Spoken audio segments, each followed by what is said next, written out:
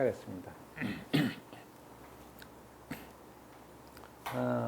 지금 67페이지 그 표현들이 있습니다.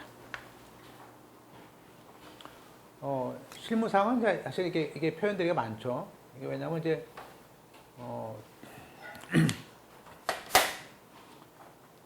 우리 같은 경우는 가족들 간에 그 위임장을 뭐 또 많이 주거든요. 주기도 되기도 하고. 그런데 이제 이런 얘기죠. 갑이 이제 우리가 갑이 어떤 위임장을 통해서 준 것이 아니고 갑이 내 대리인은 누구다라고 이렇게 그죠? 이렇게 다 알아요. 주위에서. 그래서 이 갑이 대리권 수요, 대리권의 수요를 했다는 것을 어떤 위임장이 아니고 대외적으로 표시를 한 것이죠. 그래서 지금 여기서 이제 우리가 115조를 배웁니다. 그래서 우리는 대리권 수요의 표시에 의한 표현들이다라고 합니다. 한번 보실까요? 따라서 우리가 125조라고 하는데 이 대리권 표시에 대한 요건이 필요하다. 그런데 그 1번에 우리 판례는 대리권 수요 표시에 의한 표현 대리는 본인과 대리인 사이에 기본적인 법률 관계가 있냐 없냐 그건 관계없어요. 그죠? 따라서 어떤 자가 본인이 대리를 해서 제3자와 거래를 할 때 본인이 대리권 수요 표시. 그죠? 그러니까 이 둘 사이에 갑하고라고 계약을 합니다. 이 거래에 이건 이때는 제3자란 말을 씁니다. 헷갈리면 안 돼요. 지금 물어볼 때 갑의 대리인 K1인데 지금 본인과 대리인이 아닌 사람은 또 제3자야. 그러니까 여기서 제3자라는 것은요, 약간 처음부터 헷갈려요. 따라서 지금 갑이 얘한테 대리권을 준 건 아니에요. 근데 얘한테는 아무 말도 안 한 거죠. 그러니까 이건 없고요. 그냥 얘가 을한테 거래하면서 야 대리인 내가 K야 얘기한 거지. 그죠? 그러면 얘는 대리는 얘랑 한 걸 알았으니까 얘랑 했다면은 책임은 지랄 거지. 당연히. 얘가 그때 표시했으니까. 그죠? 따라서 이 둘 사이에는 무슨 어떤 위임 관계가 있는 것도 아니죠? 네, 그거 아니에요. 관계 없어요. 그래서 그런 얘기고요. 이 표현 대리가 되면요. 표현 대리. 자, 이제 우리가 이 표현 대리라는 것은 뭐예요? 표현 대리라는 것은 이 K1이 한 대리 행위가 갑한테도 유효하다는 뜻이죠. 그러니까 갑과 을 간의 계약은 그 계약 관계는 그냥 유효해요. 그러니까 표현 대리가 안 될 때 문제 되는 것이지 표현 대리가 되면 그냥 대리가 된 거야. 그럼 계약은 그냥 있는 거예요. 그대로 거래가. 거래 행위가 유효해요. 그죠? 그런데 이제 우리가 이 과실상계란 말을 하거든요. 과실상계. 이건 뭐냐면요. 갑과 을 간의 계약을 할 때 어떤 그 채무 불이행이라는 것이 있고 또 우리가 그 불법행위라는 것이 있어요. 그러면 이렇게 뭐 계약에 문제가 안 되는 계약일 때는 아니고 뭔가 채무를 이행하지 않거나 또 어떤 가해 행위를 하거나 이럴 때는 한마디로 뭐죠? 이 채무 불이행에 대한 채권자라든지 또 이 피해자들이 있죠. 그러면 이쪽에 책임은 얘한테 있어요. 얘가 있는데 그죠? 책임은 얘한테 있지만 이쪽에서 이 책임이 없게 된 행위에 대해서 과실이 있어. 그러면 예컨대 1,000만 원 물어줄 건데 갑이 거기다 기여를 했어. 그러면 이 사람이 피해자라든지 채권자가 과실이 있으면 얘한테도 과실을 물려가지고 1,000만 원 물어줄 거를 과실만큼 10% 과실만큼 빼가지고 그죠? 상계해가지고 10% 빼자. 그죠? 그런 게 이제 과실상계 되는데요. 이거는 이 표현대리는요, 이 규정에 관계없어요. 이거는 그냥 유효한 거예요. 누구 책임 있고 그런 게 아니고, 그래서 우리가 표현대리는 유효한 거래이기 때문에 이런 채무불이행 같은 불법 행위에 대한 채무불이나 이 불법 행위에 대한 과실상계에 대한 것들은 여기는 관계가 없는 겁니다. 그죠? 그래서 동그라미 2번이 제일 중요해요. 과실상계를 뭐 해서 책임을 갖다 까자. 그죠? 지금 이런 얘기지, 한마디로. 야, 내가 이런 얘기예요. 갑이, 내가 대리인을 K라고 했은 건 맞아. 맞는데, 사실은 K가 사고 친 거지? 그럼 너도 그런 거에 대해서 좀 알았다면, 적어도, 그죠? 그거 빼자. 그런 건 없는 거예요. 제가 수요했으면 재미치는 거지.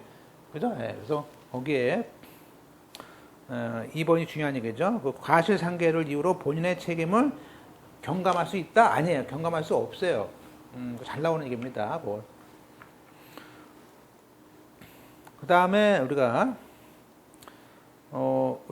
자기 명의로 이러는 게 했을 때, 그러니까 지금 그거죠. 보세요. 담보권 설정. 예컨대 그 저당권 지금 그렇지만 이건 아니다. 이런 게 무슨 얘기냐면 갑이 그럴 때 그래요. 내가 너한테 돈을 빌리는 대신에 갑이 그에게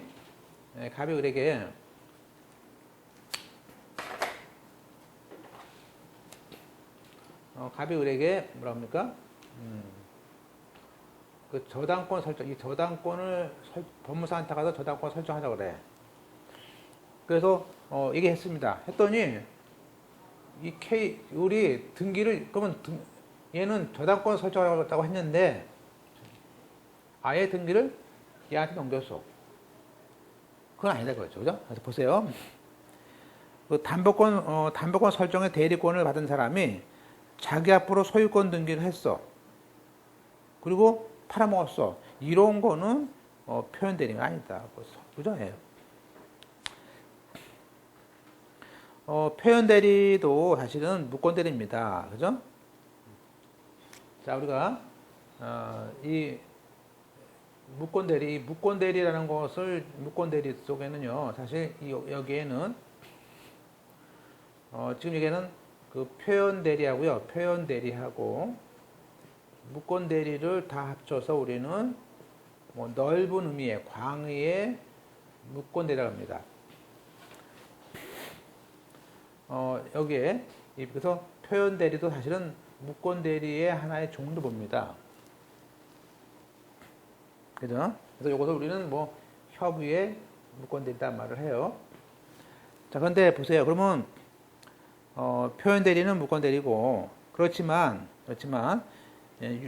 또 유명한 판례가 또 있죠. 유권 대리를 주장하다가 우리가 표현 대리가 자기가 계속해서 얘가 법정에서 야 유권 대리다 이 대리권이 있지 않냐 막 하다가 유권 대리가 안 돼. 그러면 유권 대리가 안 된 것에 대해서 그때 봤죠 민사법에서 유권 대리가 안 되는 것에 대해서 그럼 무권 대리도 포함시키자. 그건 아니죠. 우리가 자기 주장을 계속 유권 대리라고 주장했으면요 무권 대리 주장을 볼 수는 없는 거예요. 그래서 거기에 유권 대리 주장 속에 무권 대리인 표현 대리 주장도 포함되어 있다라고 볼 수 없다는 판례를 보시고요. 또 이제 보통 이제 우리가 보통은 이런 경우가 많죠. 갑이 도장을 찍고 있는데 보통 이제 원래 사인은 이제 본인이 서명을 해야 되는데 서명도 대리할 수 있죠. 뭐 예컨대 부인이 남편 대신 가가지고 남편 이름 쓰는 거죠. 남편 이름 쓰고 사인 또 해. 그죠? 많이 해요. 그죠? 그러면 일종의 그거는 서명 대리죠. 서명 대리. 많이 해요. 그죠? 합니다. 이거. 그죠? 그럼 이 서명 대리는 사실은 남편이 만약에 근데 서로가 사이가 안 좋아가지고 서로 사이가 안 좋을 수도 있지 않습니까? 그래서 내가 나중에라도 난 그런 적 없다. 서명에 대해서 대리한 거에 대해서 뭐죠? 이 서명은 그 서명에 대한 작성자의 명의를 가지고 그 사람의 그죠? 서명을 대리한 거란 말이에요. 그러면 이 작성자의 명의에 대해서 그걸 도용했을 때는 우리가 형법상 위조문자가 돼. 그죠? 위조문자가 돼. 근데 그러면 이 남편은 뭐 위조다라고 말을 해. 남편이. 그죠? 지금 다시 말하면 이제 원래 A1하고 A2가 있습니다. 이 사람이 주로 이제 이거는 보통 법무사한테 안 오는 게 왜냐면요. 매매 같은 경우는 이런 문제가 생기는데 보통 법무사가 개입하니까 사건이 잘 안 터져요. 그죠? 왜냐면 법무사는 남편이 안 나오면요. 부인이 위임장이 있어요. 그러면 부인이 남편 바빠서 못 나오는 경우도 있죠. 바빠서 못 나옵니다. 그러면 전화도 해보고 그죠? 그렇게 하는데 중개사들은 중개 행위에 바빠가지고 그런 거 안 합니다. 그죠? 그러니까 대부분 매매 같은 경우는 법무사가 있기 때문에 이런 사건이 안 터지는데 일반 임차권 같은 거 할 때는 터져, 얘가. 그런데 지금 K1하고 K2가 근데 보통 이제 명의는 K1으로 돼 있어요. 근데 부인이 나와서 해. 근데 한 5년 동안 계속해서 그 지역에 있는 여기 집에 있는 임차권에 대한 임차권을 했어요. 그래서 여기 보면 뭐 갑이라는 사람에 대해서 이제 보증금 1억에 뭐 50만 원짜리 방을 갖다가 계약을 했어. 그러면 중개사는 맨날 부인이 왔으니까 그냥 설명 대리하는 거지. 해왔어. 근데 어느 순간에 해왔는데 이 KY라는 사람이 그 지역에는 중개사한테 얘기를 했어. 우리는 서로 이혼 중이니까 앞으로 그런 거 하지 말라. 그럴 수 있잖아요. 앞으로 그런 거 하지 말라 그랬는데 갑자기 중개사무소가 많으니까 딴 데 가서 한 거야. 그죠? 근데 여기는 이 사람한테 연락 못 받았어. 연락 못 했어. 그래서 이 중개사가 늘 했던 사람이니까 중개를 해줬어. 난 다음에 1억을 갖다가 1억도 통장에 주니까 이 사람이 돈을 이제, 그죠? 나중에 와서 자기는 그렇게 한 적 없다고 하는 거지. 그러면 이 부인이 이게 자기 명의로 서명한 것은 위조죠, 위조. 그러면서 또 남편이 또 뭐 고소도 한다고 그래요. 그러면 이게 계약이 무효냐? 이거지. 그러니까 형사는 형사고 민사는 민사입니다. 민사는 어떻습니까? 민사는 이거를 봐야지, 이거, 표현들이. 그동안 부인으로 계속 이렇게 해왔잖아. 근데 지금이 와서, 근데 내막생을 어떻게 알아? 자기가 그동안에 부인으로 계속 해오다가 지금이 와서 계약을 한 거 아니야. 그죠? 그래서 이런 경우는 뭐죠? 표현대리가 되는 거죠. 그래서 보시면 여기에 서명에 대한 위조에 대해서는 결국에 표현대리를 주장하면요. 그 계약의 외관을 주장해서 결국에 임차인을 보호할 수 있죠.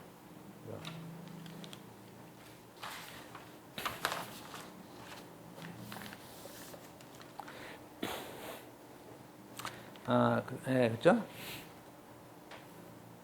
따라서 이 어음인가 보다. 어음행위에 대해서 그걸 본인에게 거기 연달입니다. 어음행위를 했는데 그것이 그 제함자한테 어음을 발행해줬는데 그것이 권한이 있다고 믿을 만한 사유가 있고 본인에게 나름대로 책임질 만한 사유가 있다면 그건 우리가 대리 방식, 그 대리 방식에 의한 어음과 마찬가지로 거기 서명 방식의 경우에도 표현 대리를 유치해서 본인에게 책임을 물을 수 있다. 그러니까 이제 이건 뭐냐면 보세요.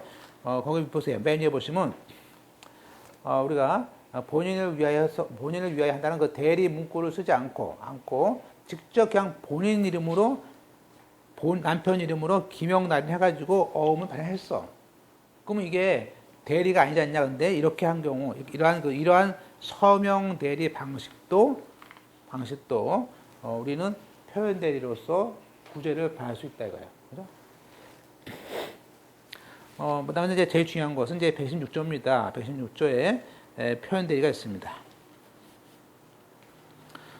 이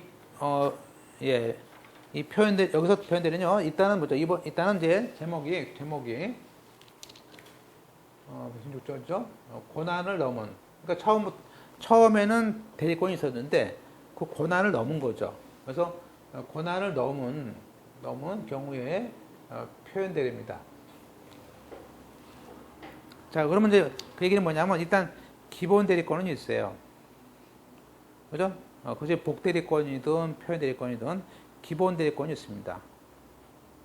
또 부부간 같은 경우 많죠. 부부간의 경우도 많습니다. 제일 많죠. 부부간이 제일 쉬우니까 도장을 다 가지고 있으니까. 그래서 주로 법정 대리권이라는 주로 부부간의 가사 대리권 같은 것들이 많습니다. 따라서 판례는 그런 말을 해요.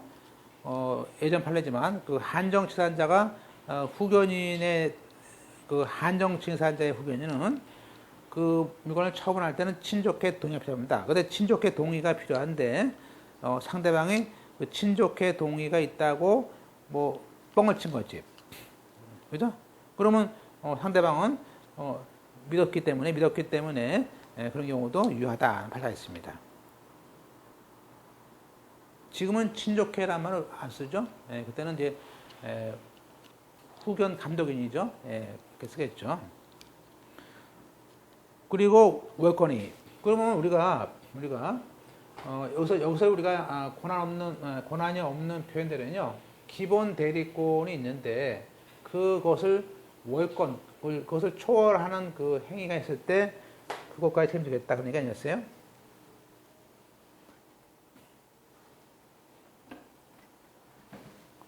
그래서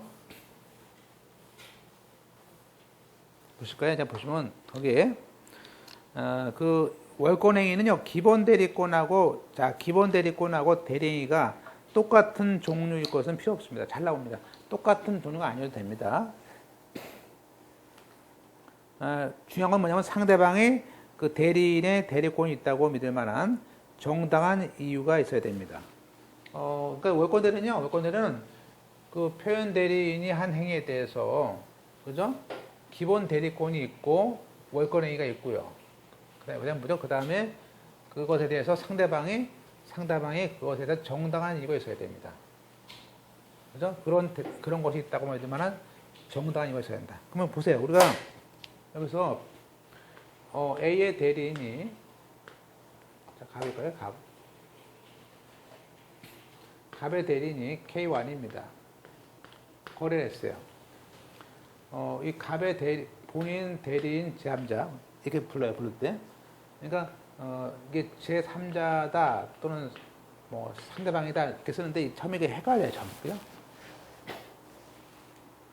그런데 그러면 이 사람이 원래는 요만큼의 대리권이 있었어요, 기본 대리권이. 그런데 우리가 그 월권행위를 한 거 있죠, 월권행위를. 그러면 이 기본 대리권이 있고 월권행위 있더라도 이 사람이 그런 대리권이 있다고 그것에 대해서 정당한 이유가 있다라고 믿은 거야.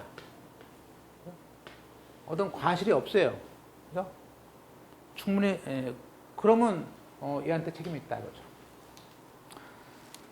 그러면 이때 상대방은 대리인이 기본 대리권이 있다고 믿고요.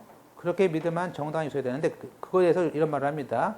정당한 이유에 관해서는 대리권을 주었다고 믿을 만한, 그러니까 대리권을 주었다고 믿을 만한 정당화할 만한 객관적 사정이 있을 것이다. 그러니까 우리가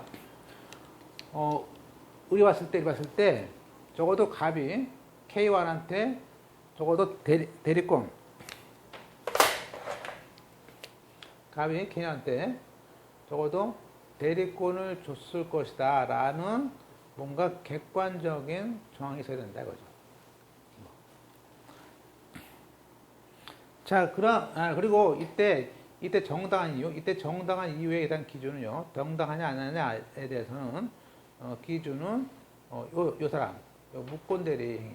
그러니까 원래는 무권대리인데, 그죠? 원래는 무권대리인데 표현대리를 봐서 보자는 얘기죠.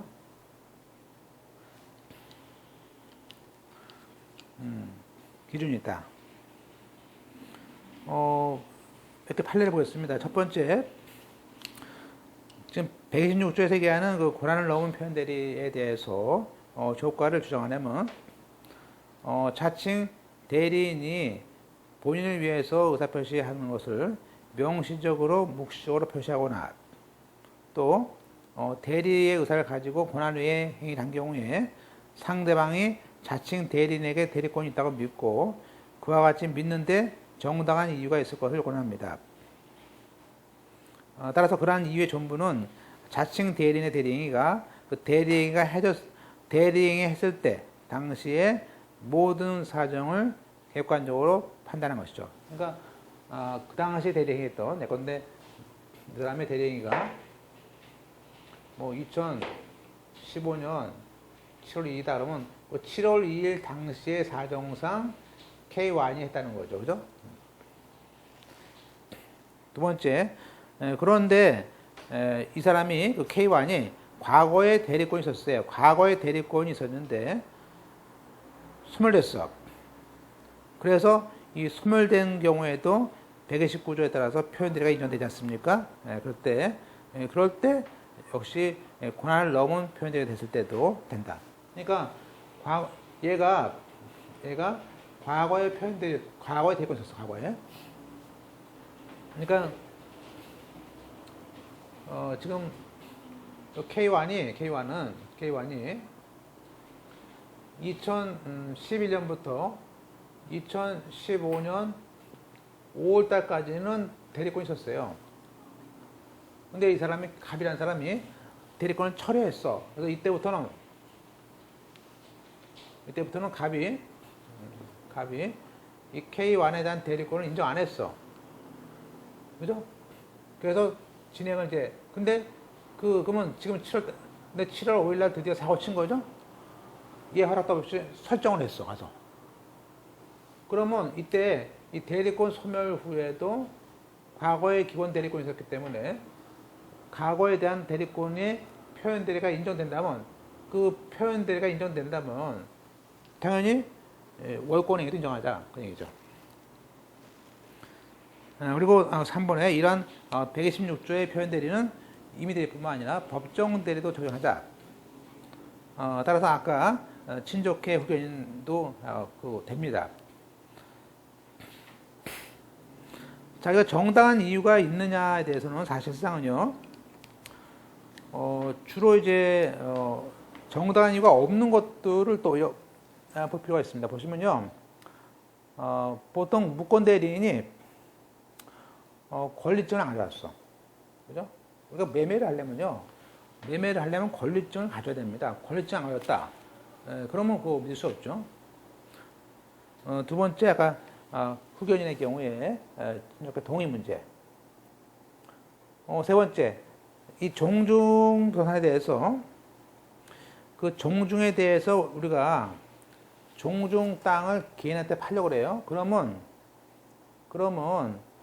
그 종중 지역에 따라서 그것이 처분할 수 있는 권한이 있는지, 그 사람이 대표자가 맞는지 안 맞는지를 확인해야 할 거 아니에요. 그죠? 그래서 그런 걸 안 했을 때는 정당한 이유가 없다. 한마디로 우리가 이 표현대리 중에서 이 권한 있는 우리가 이 월권 대리의 경우에는요, 이 상대방이 이 사람의 기본 대리권이 있고 그러한 대리권을 줬을 거라는 정당한 이유가 있어야 됩니다. 그 얘기는 뭐냐면 그 정당한 이유로 머릿속에 안 들어오지만 그 얘기는 뭐냐면 이거예요. 적어도 확인 조사 의무라는 거예요. 그 거래 행위를 할 때마다 반드시 확인을 해야 될 의무가 있어요. 예컨대 매매를 했다면은 이 사람이 권리증을 가져 나왔어야 되고, 만약에 이 사람이 종중 대표라면 뭐예요? 그 종중 대표라는 걸 알았어요. 그럼 뭐예요? 종중 대표는 대리권이 있잖아요. 기본 대리권은 있어. 그렇지만 종중의 땅을 팔려면요, 종중의 땅을 판다는 얘기는 기본 대리권을 좀 넘어서는 거죠. 그러면 적어도 종중에 대한 규약뿐만 아니라 뭐죠? 그 종중 회원들의 그죠? 종중 판단하는 의사라고, 그죠? 그 총회 의사라고 또 가져왔는지 확인해 봐야지. 그러면 그것도 확인하지 않고 계약금 줬다? 그건 문제가 있는 거죠, 그죠? 한마디로 확인 의무가 중요하다. 그 다음에 이제 몇 가지 쭉 보시면 될 것 같습니다. 이제 사례 위주로 보시면 이제 첫째 동남 1번 권한을 넘은 표현들에 대해서 정당한 이유가 있냐는 것은 언제? 아까 대리행위 한 날, 그 대리행위 한 때를 기준으로 하는 것이고 명의모용. 우리가 명의모용은 아니죠. 그죠? 자기가 이 K1이라는 사람이 대표인데 K2가 가서 얼굴도 비슷해. 그래서 K2가 그 사람이 명의를 모용했다. 이 명의 모용 자체는 표현들이가 아니죠. 그래서 거기에 그 다른 사람의 이름을 모용해서 자기 거인 것처럼 속여서 본인 이름으로 하는 거 이거는 표현들의 문제가 아닙니다. 그죠? 그 다음에 3번에 특별한 사정이 없느나 그렇죠. 우리가 매수를 할 수 있는 자 그런 말을 해요. 지금 위임장에는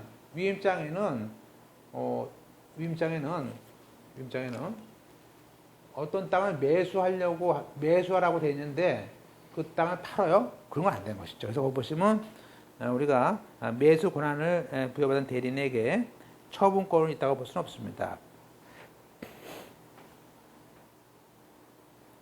그 다음에 이제 그 밑에 기출문제 보시면 지금 교회 대표자가 그 총유물인 교회에 대한 것들을 팝니다. 팔았을 때 교인 총회의 결의를 거치지 않고 그죠? 거치지 않고 한 것은 대표에 대한 권한이 없습니다.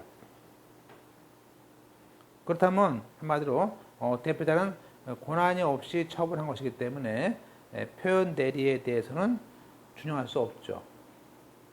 그죠? 왜냐하면 교인 총회의 교류가 필요합니다. 그래서 보통 교회 땅 같은 거 보통 살 때 법무사한테 오거든요. 그래서 좀 주의해 보실 필요가 있는 것이죠. 따라서 보세요. 하답에 126조의 표현 대리는 적어도 대리인이 본인을 위한다는 의사 표시는 명시적, 무시적 표시하거나 또 대리 의사 가지고 권한 외에 행위를 해야 되는데 사술을 써서 모용했을 때는 모용. 그래서 표현 대리는 안 된다. 것들이 알 수 있죠.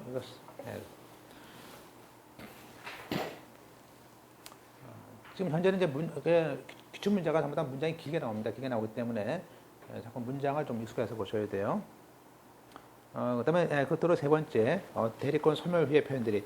119조 보시면요, 대리권 소멸은, 그렇죠. 대리권이 소멸했더라도 그걸 모르는 선의 제함자에게는 대항할 수 없죠. 그래서, 따라서 제함자가 과실로 알지 못했을 때도 그땐 책임이 없다.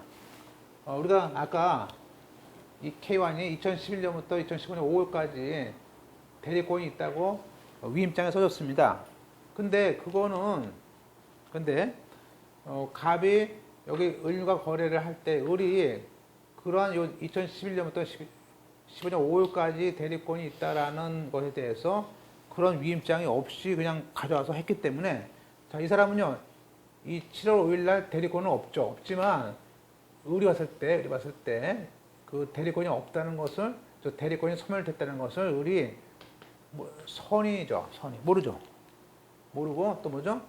과실이 없어야 됩니다. 과실이. 그래서 우리가 대리권 소멸 후에 대리는 선이면서 과실이 없을 것이 필요합니다. 끝으로 아까 또 나왔지만 유권 대리 주장 속에는 무권 대리의 표현 대리 주장이 포함되다 볼 수 없고요. 표현 대리가 됐습니다. 그럼 일단 표현 대리가 되면은 당연히 이행에 책임을 지는 것이지 과실 성계를 적용해서 깝시다. 그건 안 됩니다. 안 돼. 그다음에 세 번째 사술 어떤 속여서 본인의 성명을 모용하는 행위 이것은 우리가 표현되지 않는다. 그래서 이것이 이제 13년도 나왔던 문제죠. 자 이제 그러면 우리가 넓게 봐서 우리 아까 봤던 그 표현 대리를 뺀 나머지 것들이 다 뭐죠? 무권 대리입니다. 그러면 그 무권 대리에 대해서 우리는 협의 묶어야 되는데 이 무권 대리가 되면요 그렇죠. 일단 무권 대리가 되면요. 본인은 책임이 없습니다. 그죠? 그래서 무권 대리에 대해서는 상대방이 본인에게 대리의 효과를 주장할 수 없습니다. 그래서 이러한 무권 대리는 그것이 두 가지 계약을 통해서 했느냐 또 단독 행위로 했느냐에 따라서 다만 무권 대리의 책임이 있을 수 있죠. 그건 이제 우리가 131조부터 135조에 있는 얘기들을 이제 하는 겁니다.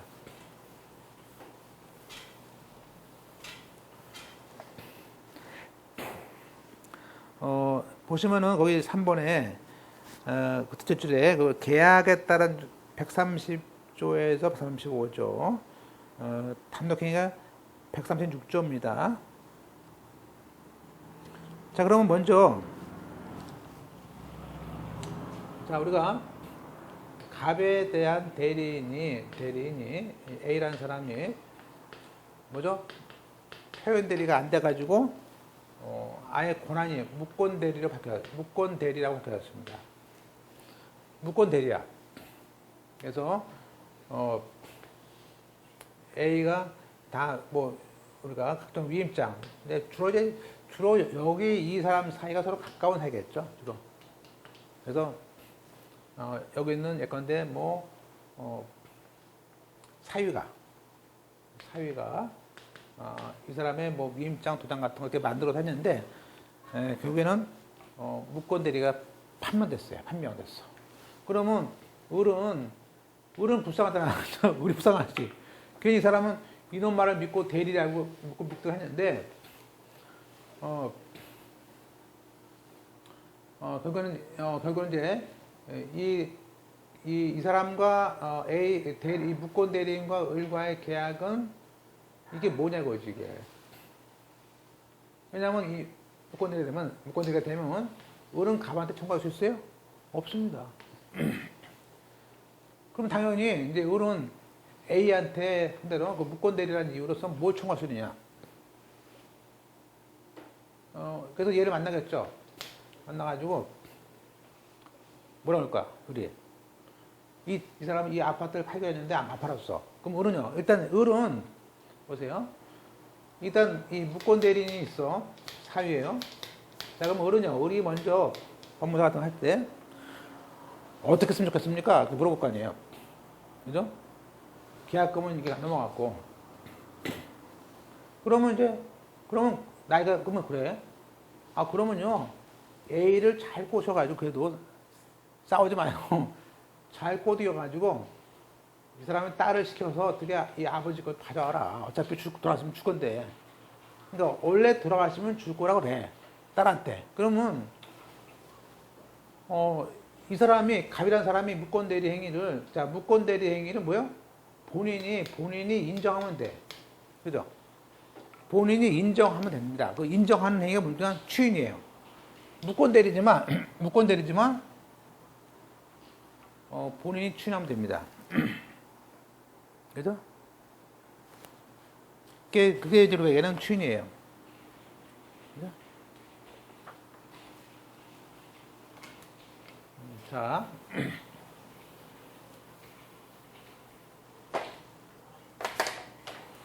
자, 우리가 이제 그러면 무권 대리입니다. 자, 무권 대리인이 A1이었어요. 자, 사위가 있어요. 그러면 을은 A1한테 야, 너 무권 대리인에 대해서 그죠? 얘한테 추인을 받아와라. 추인을 받아라. 그럴 때 추인은 누가 하는 걸까? 본인이 하는 거 아니에요. 그러면 추인을 할 수 있겠느냐? 그런 문제예요. 그게 이제 얘기하는 거 131조 얘기죠. 그럼 추인 안 하면 보세요. 추인 안 하면 어떻게 될까? 그러니까 A와 그래요. 걱정 말라고. 나 추인 안 하면 이혼할 거야.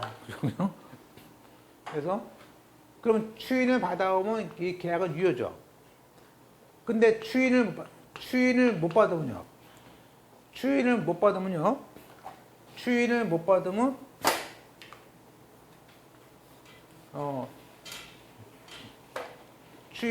받으면 어떻게 돼요? 그때는 135조에 따라서 얘한테 이행 청구를 해. 청구해. 근데 뭐 청구했지만 내가 아파트 주였어요? 안 주지? 그러면 이행 청구를 했다가 이행 청구를 합니다. 안 되면 뭐죠? 여기는 손해배상. 결국에 무권 대리를 하고 거래한 사람은 손해배상 청구는 제일 나중에 이기고 일단은 계약을 성사시키려면 뭐죠? 이 추인을 시켜야 돼요. 그래서 추인해줄 거냐 말 거냐 뭐 최고를 하고 그렇습니다. 자, 추인 중요하다는 얘기죠. 따라서 70페이지 보시면 무권대리 추인입니다. 자, 130쪽 볼까요? 조문을 보세요. 조문에 대리권이 없는 자가 타인의 대리인으로 한 계약은 본인이 이를 추인하지 아니하면 본인에 대해서 그렇다. 그죠? 여기 대리권이 없는 자가 타인이 갑이죠. 대리권이 없는 자가 타인에 대해서 대리로서 한 계약은 누가 본인이 추인하지 않으면 효력이 없다. 그 얘기는 본인이 추인하면 효력이 있는 거란 말이에요. 그죠? 자, 그래서 이때 추인한 말은 무권대리 추인은 무권대리라는 것을 알아야 됩니다. 다시 한번. 자, 70페이지입니다. 무권대리가 있다는 것을 알고 그 행위 효과가 자기에게 귀속시키는 하나의 단독 행위입니다. 자, 다시 한번 보세요. 교재를 보세요. 70페이지 맨 밑에 개념을 천천히. 추인은 무권대리 있다는 것을 알고 동남치고 알고 해야 돼요. 모르고 하면 안 돼요. 알고 그 효과를 자기에게 귀속시키겠다는 무슨 행위예요? 단독 행위입니다. 단독 행위. 자, 그러면 보세요. 자, 추인은 누구한테 할까요? 물론 추인은 을한테 하면 되죠. 야, 무권대리지만 좋다. 걔도 사위니까 좋다. 에이. 그러니까 추인은 을한테 하는 건 당연하지만 이한테도 할 수 있어요. 잘 나가시면서. 추인은 양쪽 다 할 수 있어요. 그래서 무권대리한테도 할 수 있고 계약에 상대방 할 수도 있고. 시험 문제에서 이렇게 잘 나와요. 보세요. 무권대리 추인은 상대방한테만 된다. 이건 거짓말이야. 무권대리 추인은 사이한테 할 수도 있어요. 전화해. 야, 내가 인정할게. 네, 이번 봐준다. 이번만 봐준다. 그래서 이렇게 얘한테 추인하면 얘가 전화하겠죠? 추인했어. 그 다음에 추인은요. 전부 추인해야죠. 그래서 보시면 우리가 오른쪽 박스입니다. 무권대리는 상대방의 선락을 요하지 않는 단독행위. 그렇죠? 무권대리는 상대방의 선락을 필요 없어요. 따라서 추인의 의사표시는 전부 해야 된다. 만약에 일부를 추인하거나 그 내용을 변경해서 추인했을 때는 상대방의 동의를 얻지 못하는 한 무효다. 만약에 이 사람 A가 얘한테 2억 원의 저당권 설정해 줄 거라고 거짓말 쳤어. 그래서 저당권 설정 계약을 했더니 결국에는 무권대리야. 권리증 안 가져왔어. 권리증이. 자, 그러면 이때 이 사람이 추인하는데 이 사람이 만약에 나 그러면 좋아. 2억은 넘어가고 1억만 할게. 일부 추인. 그러면 뭐죠? 얘가 동의해야 돼요. 그죠?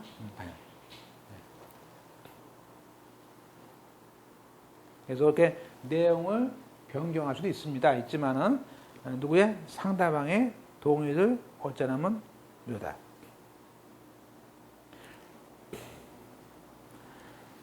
그 다음에 그러면 명시적, 묵시적 할 수 있느냐? 그죠? 자, 우리가 이게 장인이 이런 거 맞죠? 10년 전에 팔았어요. 근데 벌써 10년 전에 이런 일이 있어가지고 사위가 이렇게 팔아먹었어요. 근데 이 땅을 그래서 이 갑이 본인이 얘한테 땅을 갖다가 인도해 줬어. 그러면 이렇게 10년 동안 10년이 지나서 그때 가서 이게 무권대리다라고 할 수 있어요? 그런 얘기죠. 거기에 우리가 무권대리 추인은 무권대리인이나 상대방에게 명시적, 묵시적으로 할 수 있고, 만약에 본인이 그 매수인에게 토지를 인도하고 10년 동안 별다른 이의 신청하지 않고 있었어요. 그랬다가 나중에 본인이 그렇다면 이건 장남이네, 장남이 한 무권들에 대해서 묵시적으로 추인을 한 걸로 보겠다고요. 자, 추인은 보세요. 아까 계약을 2015년 7월 5일 날 했습니다. 이건 무권대리 한 날이야. 그러면 자, 무권대리에는 원래 무효입니다. 무효인데 나중에 7월 30일 날 갔다가 추인해. 그러면 처음부터 유효를 봅니다. 서호표. 그래서 거기에 무권대리의 추인은 원칙적으로 소요가 있다. 만약에 무권리자가 처분했을 때도 추인했을 때 무권대리 추인처럼 본다. 이건 무권리자의 추인입니다. 그러면 추인을 얻지 못하면 어떡합니까? 두 가지죠. 선택적으로 계약을 이행하거나 아니면 손배 청구하거나. 그래서 적어도 요거죠. 계약의 이행 청구를 하거나 손배 청구라는 135조로 간다.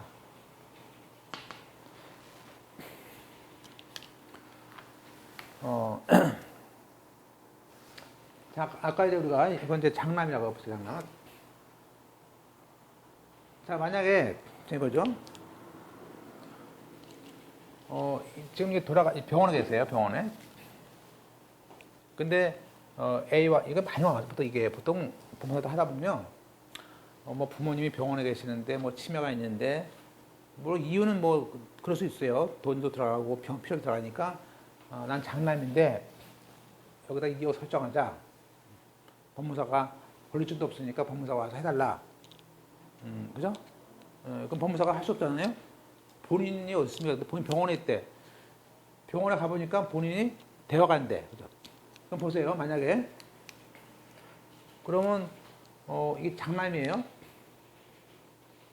근데 죽었어. 그러니까 그럼 보세요. 2억이라는 것을 설정해주려고 해놓는데 사망했어. 그런데 나중에 이 사람은 상속을 했기 때문에 이 상속인의 지위가 오죠. 그럼 나중에 이 사람이 무권대리인이 자, 무권대리는 뭐죠? 나중에 본인의 지위를 상속을 합니다. 나중에 이렇게 해놓고 무권대리 한 다음에 나중에 돌아가시니까 야, 너 그러면 해줘야지. 그러니까 아니야, 나는 돌아가신 분의 의지를 따라서 뭐죠? 그 추인을 거절할 거야. 됐네 거지. 본인의 지위에 대해 승계해놓고 추인의 거절권은 뭐야? 추인의 거절은 우리가 신의 측에 반한 것이죠. 따라서 우리가 무권대리인이 상대방에게 책임진다는 전제하에서 본인이 상속한 무권대리인, 즉 본인의 추인 거절권을 행사하는 것은 그것은 신의 성성체에 반하죠.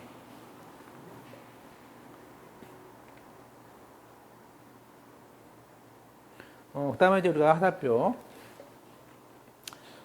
갑의 대리인이라고 해서, 좀 갑의 대리인입니다.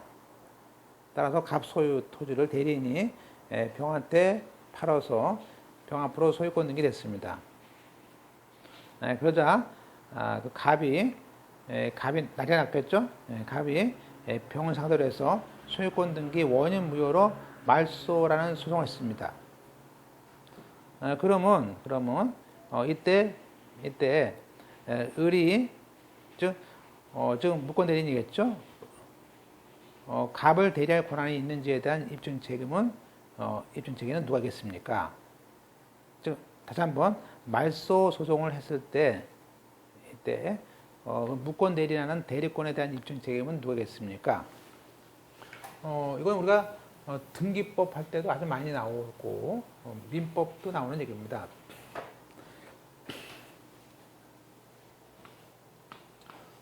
지금 등기가 누구죠? 등기를 그려보면 갑소유 토지인데 병 앞으로 했습니다.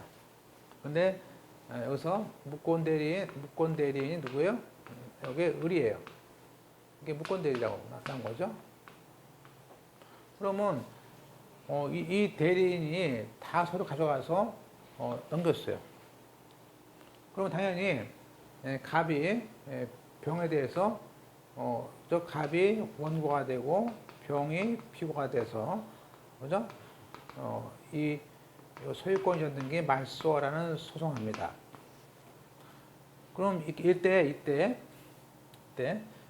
병이 난 대리권 샀다 이렇게 해요. 그러면 이때 이건 무권 대리권 난 대리권을 준 적이 없다라는 걸 주장은 누가 해야 되냐 그죠? 그죠? 병이 되냐 갑이 되냐? 자 이거는 뭐냐면 이거는 뭐냐면 우리가 등기법상 그러니까 등기가 이제 다음 시간에 배웁니다.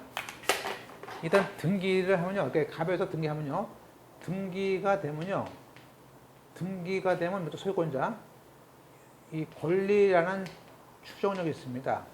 그죠? 일단 갑에서 병으로 등기되면요, 그것이 뭐 위조였건 무권 대리든 간에 그죠? 현재 권리자는 누굽니까? 병이에요. 그러면 일단 추정이 되기 때문에 우리가 배웠죠? 추정이 되면요, 이 추정되는 상대방이 누구예요? 갑이. 이 갑이라는 사람이 입증을 해야 돼. 그죠? 그래서 거기에 대한 입증은 병이 아니고 누구요? 갑이죠.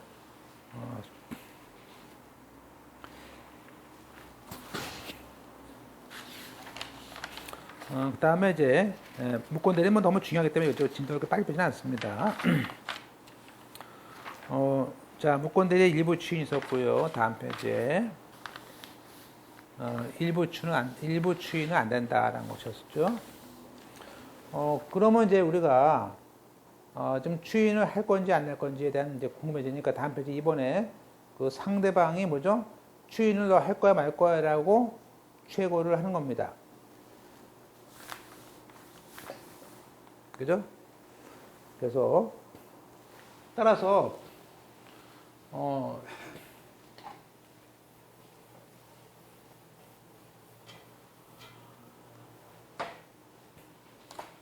지금 이제 갑과 을간의 계약에서 대리인이 A가 무권 대리예요. 무권 대리입니다. 그러면 일단 추인을 아직 말은 내가 그래요. 해준다고. 그러면 이 사람은 적어도 얘한테 내용 증명을 보내죠. 내용 증명을 보내가지고 당신 아들이 한 건데 이거를 그죠? 추인을 할 건지 말 건지를 통보해달라. 뭐죠? 일종의 추인 여부에 대해서 최고랍니다. 그래서 이번 달까지 아무 말도 안 하면 보세요. 그러면 이 사람이 당신이 이번 달까지 아무 말도 안 하면 나는 추인을 한 걸로 보겠다. 그게 맞아요? 보세요. 자, 따라서 을이 본인에게 추인할 것인지 말 것인지를 알려주세요라는 행위가 뭐죠? 최고죠. 그런데 그 사람이 한 달이 지나도 두 달이 지나도 아무 말도 안 해. 뭐 말을 할 거 아니야. 그러면 뭐죠? 그러면 추인은 뭐예요? 추인은 거절을 한 거죠. 그죠? 볼까요? 대리권이 없는 자가 타인의 대리인으로 계약을 했을 때 상대방은 상당한 기간 정해서 본인에게 추인의 여부에 확답을 check할 수 있습니다. 그런데 그 기간 내에 발신주의죠. 확답을 바라지 아니한 때는 추인을 거절한 걸로 봅니다. 그리고 1.3조 만약에 추인을 했다면 다른 의사표시가 없는 때는 처음에 계약할 대로 소급해서 이렇게 있지만 그렇지만 제함자의 권리를 침해할 수는 없습니다. 자, 그러면 우리가 보세요. 그러면 추인 거절 만약에 이 사람이 추인을 거절할 수도 있죠. 아예 내용 증명으로. 그럼 추인의 거절은 보세요. 추인의 거절할 때 갑이 얘한테 해야 되느냐, 이 대리인한테 할 수 있느냐, 얘한테 할 수 있느냐 문제죠. 항상 그 계약은 상대방한테 해야겠죠. 보시면 우리가 취인 또는 거절의 의사 표시는 그 상대방에게 해야 됩니다. 따라서 상대방에게 하지 않으면 상대방에게 대항 주장할 수 없습니다. 물론 상대방이 그 사실을 안 때는 그저 취인을 있겠죠. 그다음에 철회권. 자, 대리권이 없는 계약에 대해서는 본인이 취인이 있을 때까지 상대방은 본인과 대리인에게 철회권을 행사할 수 있습니다. 그죠? 네, 그러나 계약 당시에 상대방이 대리권 없음을 안 때는 철회할 수 없습니다. 그러니까 우리가 무권 대리 우리가 언제 봤습니까? 이건 그때 미성년자에 대한 우리가 최고권 할 때 배웠어요. 그랬는데 우리가 철회는 반드시 철회라는 것은 계약상 철회인데 철회는 알았을 때 선의자만이 할 수 있었습니다. 그래서 거기 끝으로 이제 거기 몇 가지 정리 한번 보실까요? 우리가 본인은 무권 대리인에 대한 취인에 대해서 취인을 했습니다. 그런데 그 상대방이 아직 그걸 알지 못했을 때라면 무권 대리가 계약은 철회할 수 있습니다. 그렇죠, 할 수 있습니다. 두 번째, 무권 대리의 경우에는 상대방은 선이든 악이든 불문하고 본인에 대해서 최고권을 가집니다. 그러나 철회권은 반드시 선이라만이 본인 또는 무권 대리인에게 행사할 수 있습니다. 세 번째, 무권 대리 행위는 본인이 취인하지 않으면은, 그죠? 본인이 취인하지 않으면 본인에 대해서는 무효인 행위고, 따라서 무권 대리 행위의 무효는 선의 제함자한테도 주장할 수 있습니다. 그래서 누구한테나 주장할 수 있죠. 4번에 무권 대리는 본인을 대리해서 만약에 무권 대리인이 본인을 대리해서 본인의 자전거를 동산을 갖다 양도했습니다. 그럴 때 이때 동산의 양도는 무권 대리 행위에 대한 동산 양도는 양수인이 그 선을 취소할 수 있습니다. 뒤에 배웁니다. 그럼 무권 대리 책임은 몇 조였습니까? 그 135조에 있습니다. 따라서 그 1항에 다른 자의 대리인으로서 계약을 한 자가 대리권을 증명하지 못했습니다. 또 본인의 취인을 받지 못했습니다. 두 가지죠.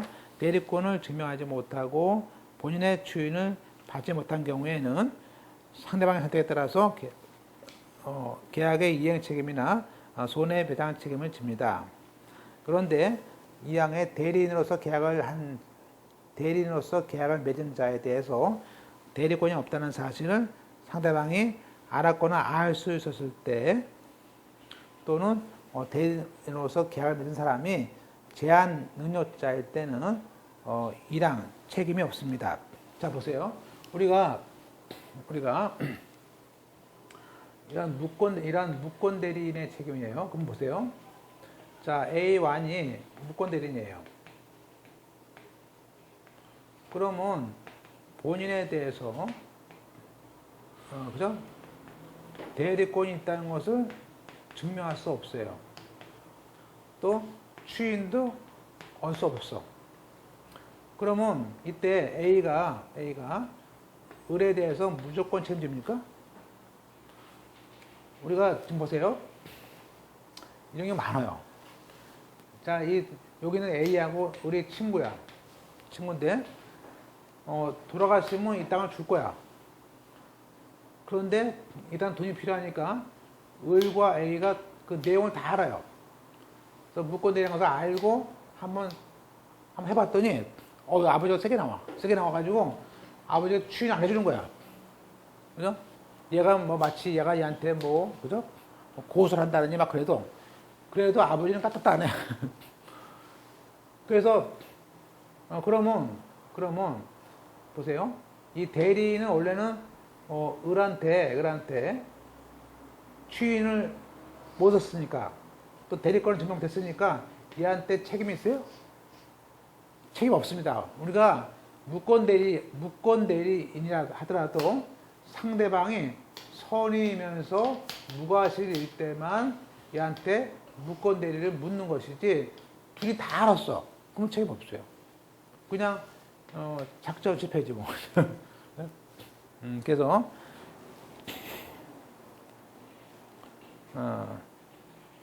자 그러니까 보세요. 거기 그 1항에 이런 무권 대리인 책임은 뭐야? 무권 대리인 책임은 우리가 그 상대방의 알았거나 알 수 있을 때고요. 또 하나는 언더라인 친 것처럼 요 대리인이 제한 능력자일 때는 책임이 없어요. 책임이 없습니다. 예. 그 다음에 이제 2014년도 판례 볼까요? 판례. 자, 민법 135조 1항은 타인의 대리인으로 계약한 자가 대리권을 증명하지 못하고 본인의 추인을 받지 못한 때 상대방의 선택에 따라서 선택에 쫓아서 계약의 이행 또는 손해배상 책임이 있다고 하고 규정하고 있습니다. 그런데 이러한 규정은 결국에는 무권 대리인의 상대방의 책임은 무과실 책임입니다. 따라서 대리권의 한결에 대해서 대리인에게 과실이 있느냐 등에 대한 규책 사유가 인정되는 것은 아닙니다. 따라서 무권 대리 행위가 제함자의 그런 기망이나 위조에 의해서 야기됐더라도 책임은 부정되지 않습니다. 별치고 보세요.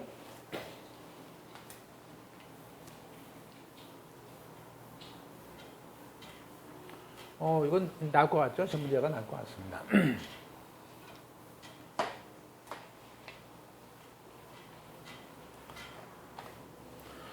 지금 이제 우리가, 자, 14도 판례죠. 얘는 뭐냐면, 갑과 일간에 이제 본인에 대해서 땅을 팔려고 이제 대리인이 예건데, K1이 나타났어요. 사위가. 둘이서 계약도 쓰고, 약간 계약금을 줬습니다. 근데 문제는 뭐냐면, 보세요. 이때 이 무권 대리가 이제 대리권이 없어요. 그러면 얘가 무권 대리 책임을 져야 됩니다. 책임을 져야 돼요. 근데 이 책임은 물론 이때는 이 사람이 선이고 무과실입니다. 그죠? 그러면 얘는 그냥 2억만 당한 거냐? 그럼 계약금 준 거 2억 돌려줘야지. 그런데 이제 그런 말을 해요. 얘가 하는 말이 무슨 얘기냐면 그래 나는 나의 책임은 무권 대리 책임은 판례가 얘는 자기가 뭐 난 책임이 없습니다라는 말을 할 수 없다는 얘기예요. 한마디로 이것은 얘의 책임은 그냥 무과실 책임이에요. 그죠? 과실이 있어도 챙겨. 근데 얘 말에 의하면 내가 사실은 이거는 여기 딸이다, 딸이 자기 딸이 아버지 위임장인이 뭐니 다 가져와서 했다. 그러니까 유전 내가 한 게 아니고 이 딸이 했는데 나는 그냥 이용만 당했다 그지. 이렇게 그러니까 제 3자가 사기를 하고 기망을 하고 위조를 했기 때문에 난 했으니까 너한테 이용 못 줘 할 수 있어요? 그건 안 된다는 거지. 그러니까 우리가 무권 대리인 책임은 무조건 과실이 있든 없든 지는 무과실 책임이지. 그죠? 제 3자가 가입했기 때문에 나는 속아서 했다. 그런 말은 얘한테는 통하지 않는다는 거죠. 그죠? 그래서 거기에 다시 한번 볼까요? 언더라인에 따라서 대리인에게 과실이 있냐라는 규책 사유가 있어야 되는 것은 아니고 무권 대리인과 제함자의 기망이나 문서 위조에 대한 위법 행위가 야기됐더라도 책임을 부정할 수가 없어요. 부정할 수 없어요.